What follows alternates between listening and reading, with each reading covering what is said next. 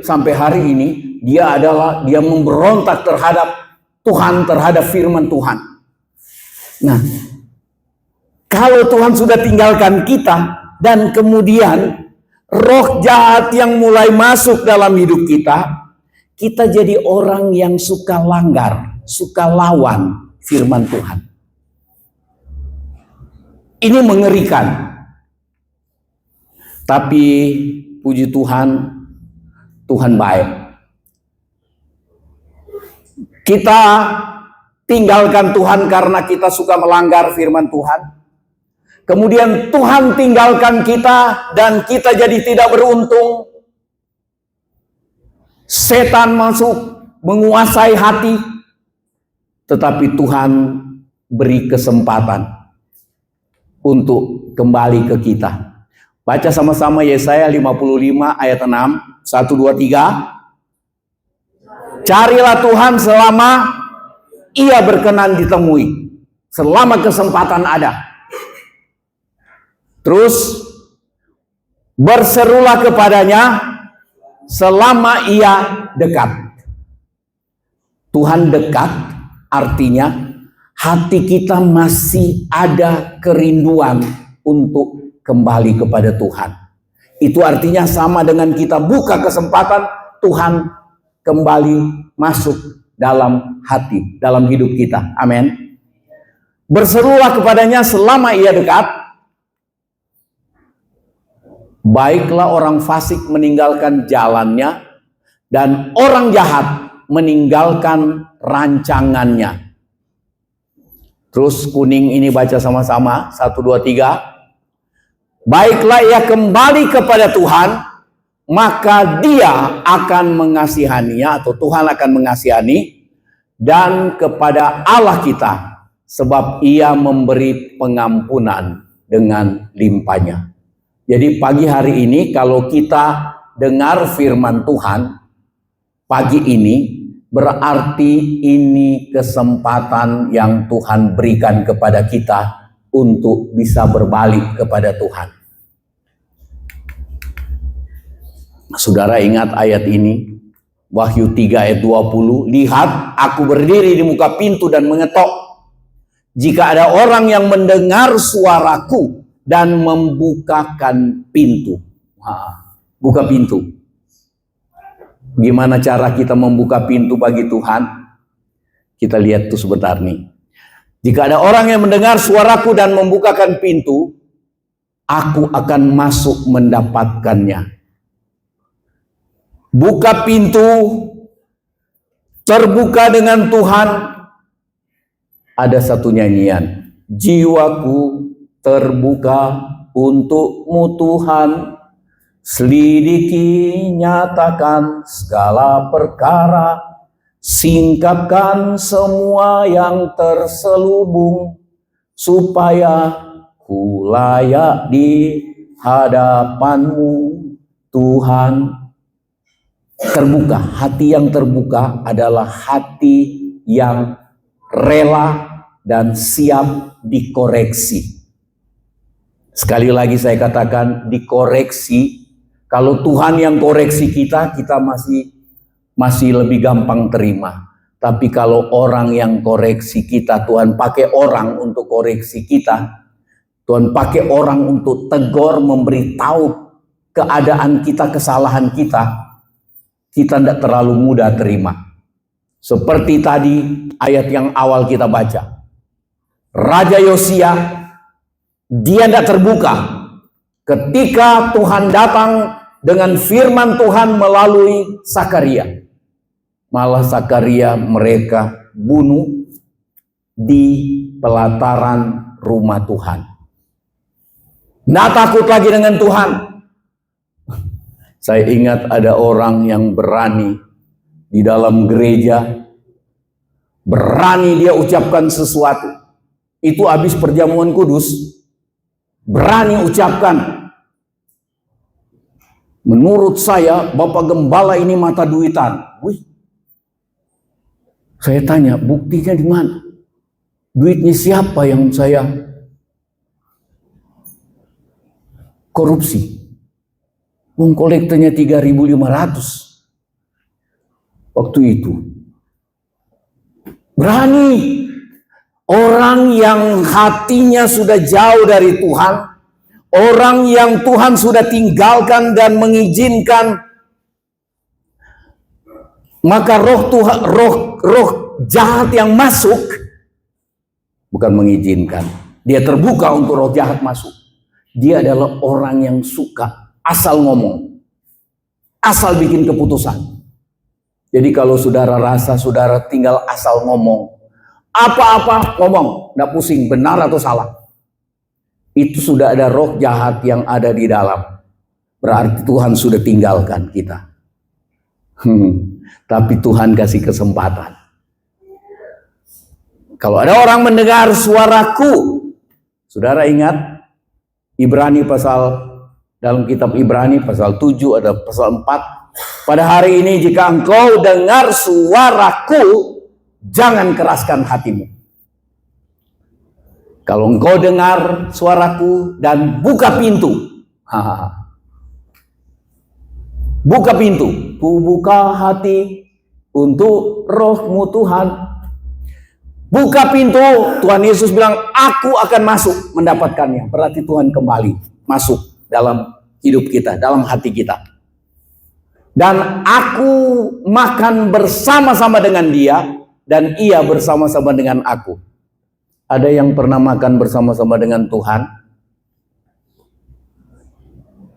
Artinya itu Tuhan kembali ingin bersekutu dengan kita.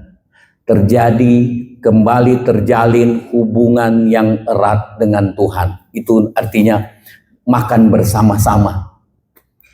Tapi saya pikir-pikir makan bersama-sama juga kalau kita doa waktu mau makan, kita doanya serius. Itu sama dengan kita, saya belum pernah doa begini, Tuhan saya mau makan, marilah makan bersama-sama ya Tuhan. Tapi maksudnya kita bersyukur Tuhan kasih kita makanan dan minuman, ya kan? Tapi jangan makan-makan terus. Makan secukupnya ya, makan secukupnya. Aku akan makan bersama-sama dengan dia dan ia bersama-sama dengan aku. Terjadi hubungan yang erat, terjadi kembali hubungan yang erat. Nah, dengan Tuhan. Kalau ayat 19 ini caranya untuk kita buka hati. Barang siapa ku kasih, ia ku tegur dan ku hajar. Nggak enak. Tapi karena kasih Tuhan, Tuhan ingin kembali ke kita. Sama dengan peringatan Tuhan ke jemaat Laodikia. Jemaat Laodikia ini, jemaat yang rasa sudah kaya. Rasa ndak perlu lagi Tuhan. Ndak perlu Tuhan, ndak andalkan Tuhan. Sudah seringkali kita belum kaya, tapi kita sudah jadi orang yang ndak andalkan Tuhan. Itu sama dengan jemaat di Laodikia. Kita merasa tidak perlu Tuhan. Ini berbahaya. Tanpa terasa Tuhan sudah di luar.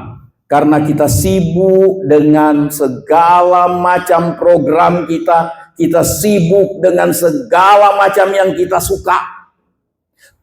Dan mengabaikan tanpa memikirkan apa yang Tuhan suka. Kita sibuk dengan yang kita suka, mengabaikan apa yang Tuhan suka. Tanpa sadar kita sudah usir Tuhan keluar dari hidup kita. Tuhan tidak akan kompromi. Kalau ada kebencian, ada kenajisan di dalam hati, dalam hidup kita, Tuhan tidak mungkin terus-terusan mau tinggal. Tuhan keluar. Tapi ini Tuhan kasih kesempatan. Barang siapa ku kasih, ku tegur dan ku hajar. Seringkali terpaksa Tuhan izinkan sesuatu menimpa kita supaya kita kembali ke Tuhan. Itu karena kasih Tuhan. Supaya tidak ada yang binasa. Amin. Nah, barang siapa ku kasih, ia ku tegur dan ku hajar. Sebab itu relakanlah hatimu dan bertobat. Hati yang rela. Hati yang rela ditegur, diperingatkan, dan hati yang rela untuk nurut. Amin. Hati yang rela untuk nurut. Itu sama dengan kita membuka hati untuk Tuhan kembali masuk dalam hidup kita. Kita tinggalkan Tuhan. Ketika kita melanggar perintah Tuhan, maka kita menjadi orang yang tidak beruntung. Ya, kira-kira ini Dena kesimpulan khotbah hari ini. Kita tinggalkan Tuhan, maka Tuhan tinggalkan kita. Ketika Tuhan tinggalkan kita, Tuhan masih beri kesempatan untuk kita tobat. Ini kemurahan Tuhan, panjang sabar Tuhan. Tuhan beri kita kesempatan bertobat. Tuhan mau kembali masuk dalam hidup kita. Tadi di Wahyu pasal 3 itu. Tuhan ingin kita buka pintu, Tuhan bilang, aku akan masuk dan kembali duduk bersekutu dengan engkau. Ikatan, kalau makan bersama-sama itu kan, itu ada ikatan, persekutuan. Itu sebabnya kalau kita makan bersama-sama sebentar, ada ya? Ada yang masak ya? Kalau kita makan bersama-sama sebentar, itu persekutuan. Bukan soal enak, ndak enak, asin, ndak asin. Tapi persekutuan, ada ikatan persekutuan. Makan mungkin cuma dapat segenggam sedikit, tidak kebagian semua. Makan bersama-sama. Tuhan ingin makan bersama-sama. Tuhan ingin dia mau kembali masuk dalam hati kita. Ketika ada Tuhan di hati, salah satu hal yang pasti terlihat adalah sukacita, damai sejahtera. Saudara rasa sendiri, masih ada damai, masih ada sukacita di hati, atau kita sudah sulit sekali untuk senyum. Tapi jangan senyum-senyum sendiri. Tapi sudah sulit untuk senyum. Orang ngomong apa kita sulit. Itu tanda bahwa sudah tidak ada Tuhan di hati kita. Kehadiran Tuhan, tanda yang pasti tiap kali Tuhan hadir, datang ke murid-murid, damai sejahtera bagi kamu. Damai sejahtera bagi kamu. Orang yang ada damai, ada Tuhan di hati, ada damai sejahtera. Ada damai sejahtera, orang ini adalah orang yang mampu tenang di tengah keadaan yang goncang. Amin. Tandai hidup saudara dan saya, hati saudara dan saya, apakah masih ada damai sejahtera di hati? Kalau enggak, dari hari ke hari periksa itu. Kalau enggak, Tuhan sudah tidak ada dalam hidup saudara dan saya. Mengerikan itu. Jangan-jangan karena kita sudah membiasakan diri langgar, lawan firman Tuhan. Hari ini Tuhan bilang, lihat aku berdiri di muka pintu, sudah di luar. Tapi mau beri kesempatan untuk kesekian kalinya, jangan-jangan ini kesempatan terakhir Tuhan tawarkan ke saudara dan saya sebelum mati. Untuk buka hati, buka pintu hati buat Tuhan kembali masuk.